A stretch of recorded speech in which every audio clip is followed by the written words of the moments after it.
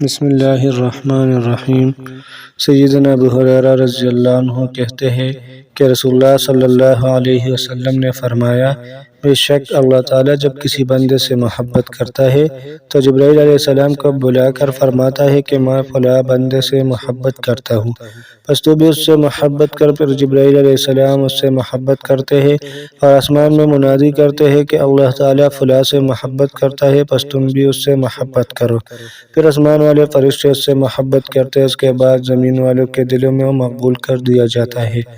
اور جب اللہ تعالیٰ کسی آدمی سے ناراض ہوتا ہے تو جبرائیل علیہ السلام کو بلا کر فرماتا ہے کہ میں فلاں سے بغض رکھتا ہوں، بس تم بھی اس سے بغض رکھو۔ پھر وہ بھی اس سے بغض رکھتے ہیں۔ پھر آسمان والوں میں منادا کرتے ہیں کہ اللہ تعالیٰ فلاں شخص سے بغض رکھتا ہے، تم بھی اس سے بغض رکھو۔ وہ بھی اس سے بغض رکھتے ہیں۔ اس کے بعد زمین والوں میں اس کی دشمنی جم جاتی ہے، یعنی زمین میں بھی اللہ کے جو نیک بندے یا فرشتے ہیں وہ اس کے دشمن رہتے ہیں۔